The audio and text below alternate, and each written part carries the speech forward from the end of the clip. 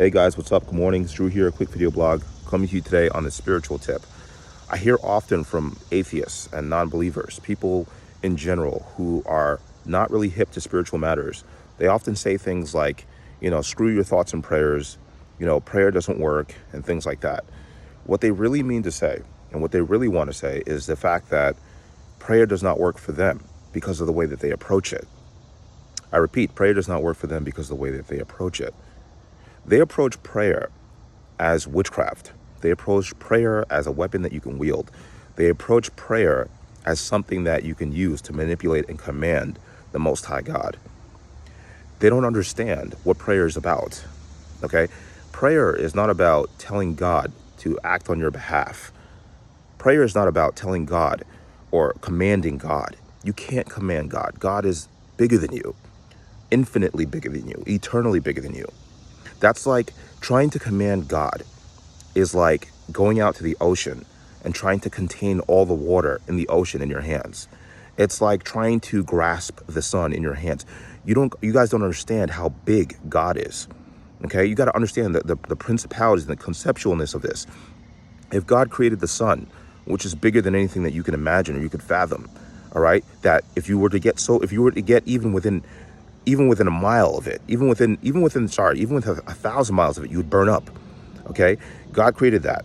The ocean, if you were to go to its depths, if you go far down enough, you'll get crushed by the weight of the water. Okay, these things are things that God merely created. These are creations of God. Gravity, right?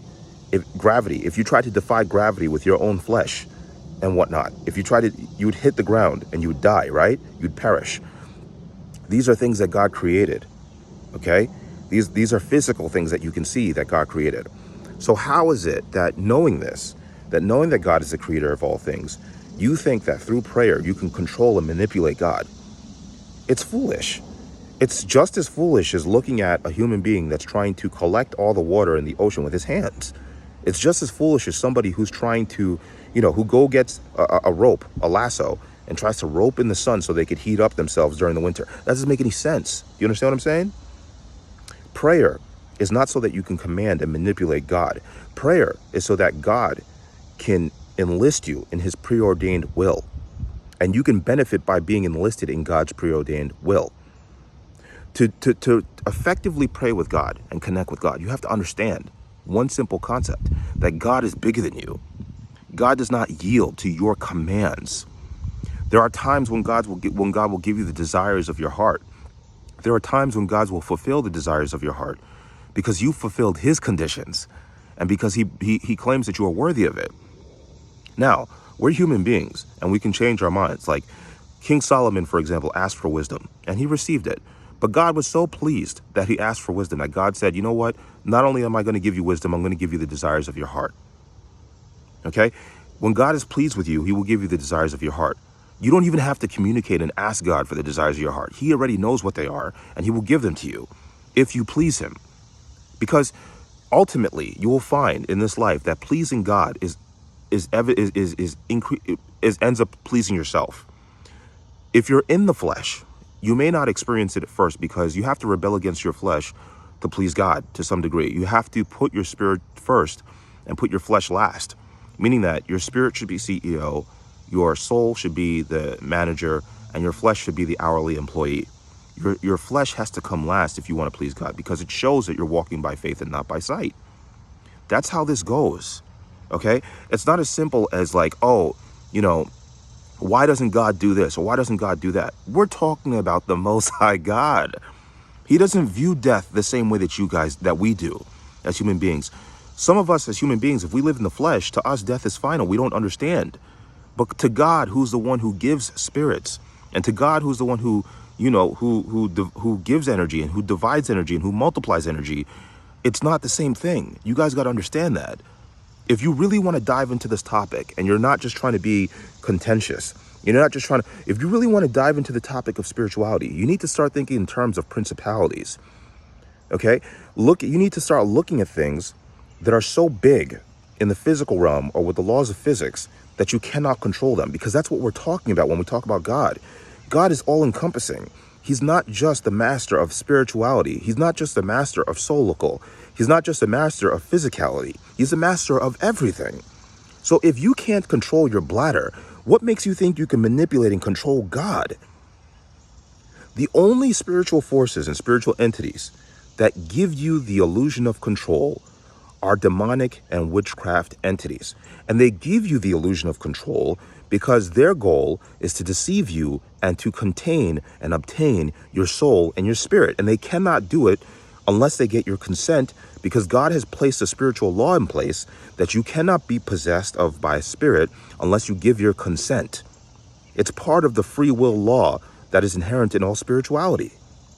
Okay? A lot of people who speak of spiritual matters have no idea what they're talking about.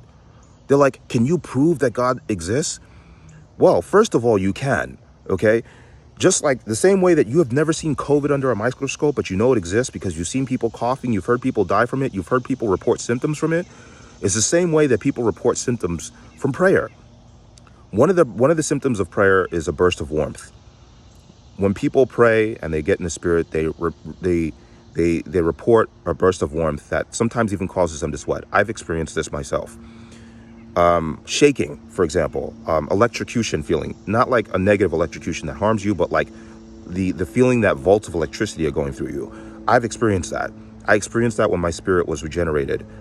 All right. When I experienced that, after that, a lot of things change. I still experience these things from time to time, but God knows I don't need them anymore to have my faith. My faith is already established.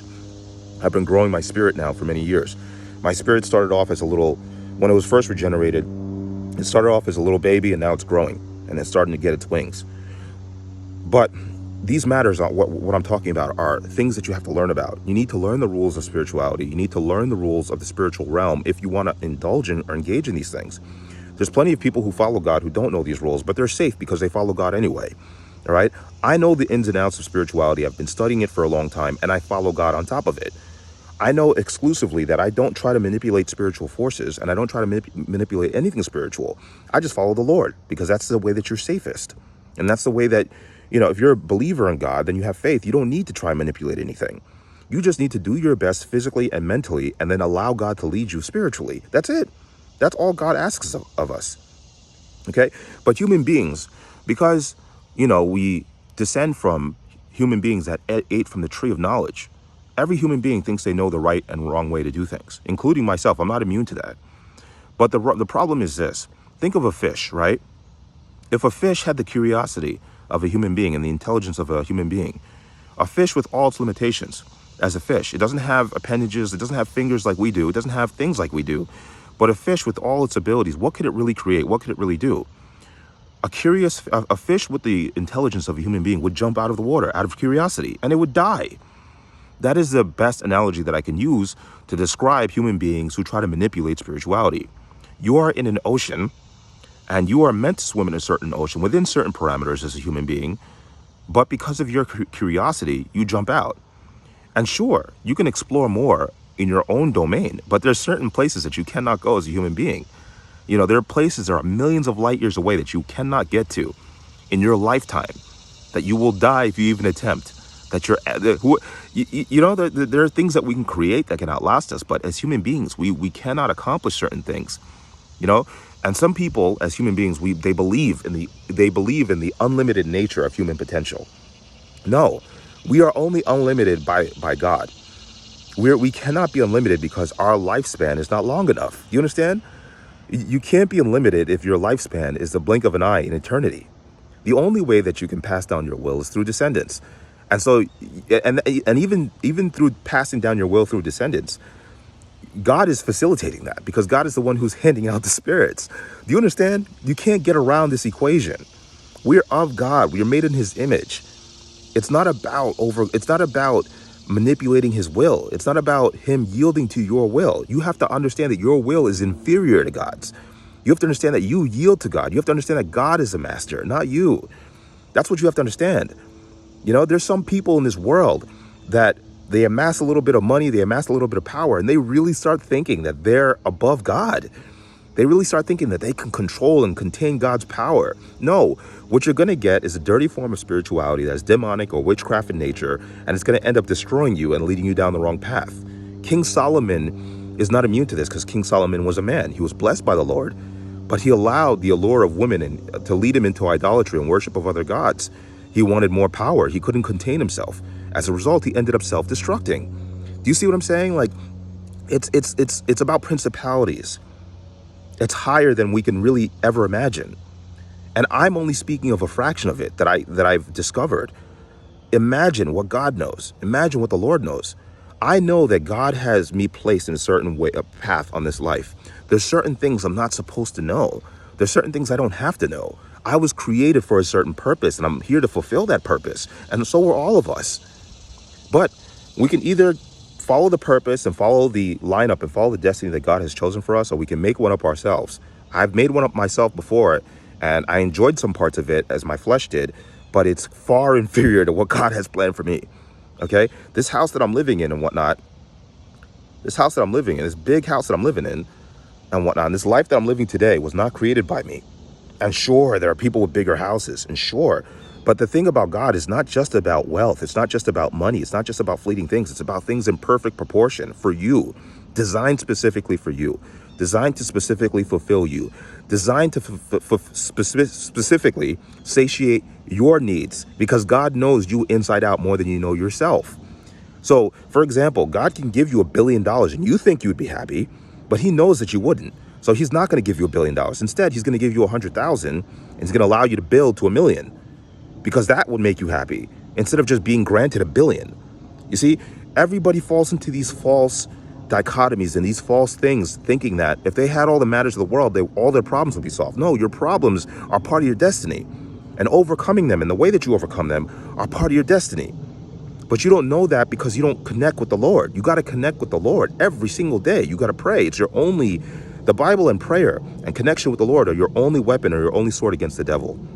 So I say that because there's a lot of people out there that are confused. They don't know what this life is about.